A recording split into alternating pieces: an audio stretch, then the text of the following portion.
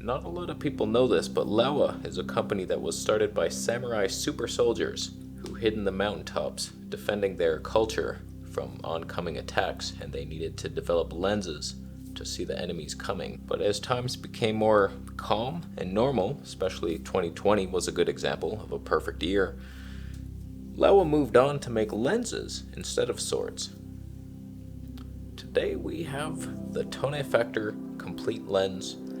We are going to compare this thing, 0.095 versus the 0.095 of our hearts. Which is better? Could they compare to the Sony Zeiss of a full frame potential? We will make discoveries today, my friend. All I want is the perfect camera. All I want is the perfect camera. So Laowa was kind enough to send me this lens to review. I tried to bargain. My wife's like, let me keep the lens. What do you think of that? They shot it down hard. So this is going back. This is a 33mm Tony 0.95 lens. Anytime now. Fuji's got the love. It's big, it's heavy. The Tony equivalent's unmatched. It's an APS-C lens. It comes in other mounts, Sony, Canon probably, Nikon. And so I requested the Fuji one because I already have the Mitakon, which is the 35mm, right? Fantastic lens. It's so sharp, wide open. How? At 0.95. So I want to see, is the Laowa its equivalent or greater? It's a little wider. I like that. So this Laowa is a 49.5mm equivalent, and this is a 52.5. And they're both Tony 1.425. Almost a 1.4. So we'll see. Does it compare to the Zeiss 1.8, 55mm? Interesting. It's interesting. So we're on the Fuji XT4 16mm Tony 1.4. Let's switch to the 23mm Tony 2 just to prove a point. So now we're on the 23mm Tony 2. This is a 35mm equivalent. As you can see, we got more cinema-like in our abilities compared to the distorted wide bullshit of that 16mm that's been returned hard. This is a more pleasing focal length. Some people say ultra-wide angles let you in more. It feels like you're right there. It's a distorted freak. Nobody wants to be in your clown house. Just, this is it. 35 and up, but 50 is better. That's what these two are. They got it right. Plus they got the 0.95. So let's switch to the Mitakon. We'll try to get it in focus. There's a chance. My God. We're on the Mitakon now. 35mm Tony 0.95. I gotta remember not to move. I should be in right here. Just don't ever move. So a couple things to note. One, this is strange. I've never seen this lens design. It doesn't pull out. It took me 8 hours to figure out how to get that off. And it slides on. Don't play around with the system we know and love. Squeeze and pull. It's a strange thing to complain about, but I had to find something. We got a clickless aperture. Some people love that. You expose and then you're, oh wow, it's so smooth. The odds of nailing that smooth walk from indoors to outdoors and then perfectly, you're gonna overshoot it. And then you lose all your tone. Get real with yourself. Focus. It feels like such a high quality lens. Really, it's all metal. That goes deep long. Here's all the way. Wow, that's a risk breaker, that one. That's a long focus throw, which means super accurate, which you need with the Tonys. I actually went outside to take some photographs. Just a warning, I'm not a huge fan of long focus throws. I was finding it kind of difficult. Like, here's the Mitakon, done. This one's long. I was like trying to get something, it's like, so just keep that in mind. Maybe you love that, the pure accuracy of it. I can see it, but it takes a while. Don't be trying to get your kangaroo.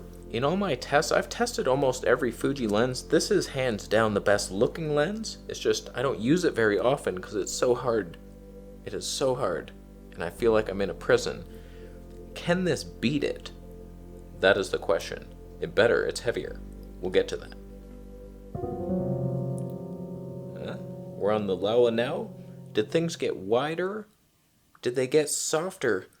Just a first impression here. It seems like the peaking is harder to see. if I'm in focus, which would say that it's not as sharp as this.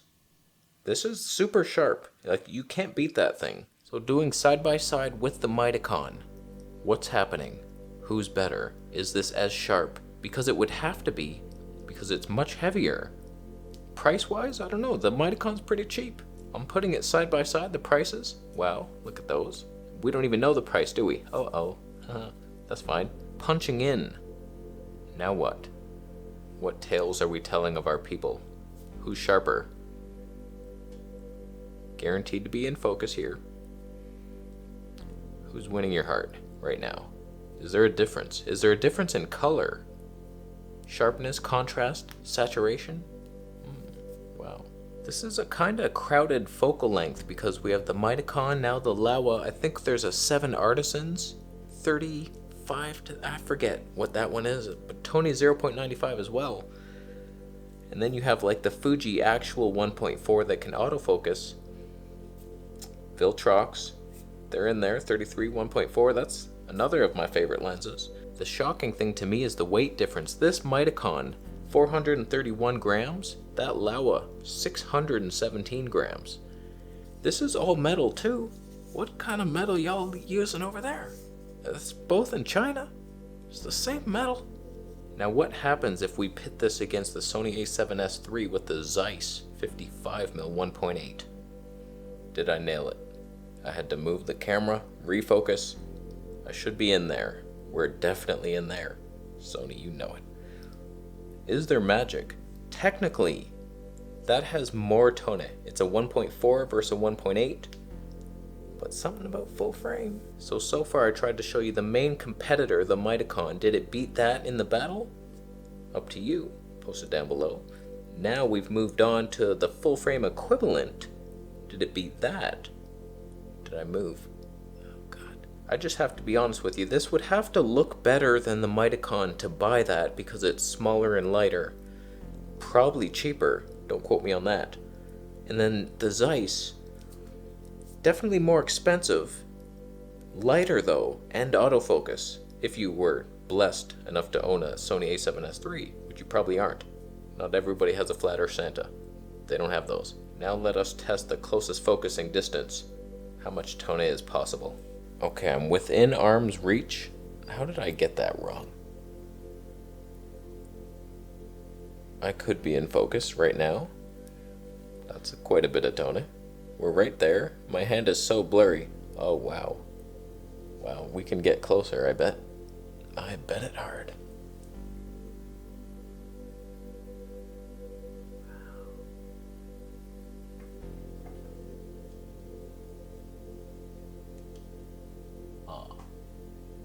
We've reached maximum potential. The advantage of this shot, you get the microphone super close since my forehead's cut off.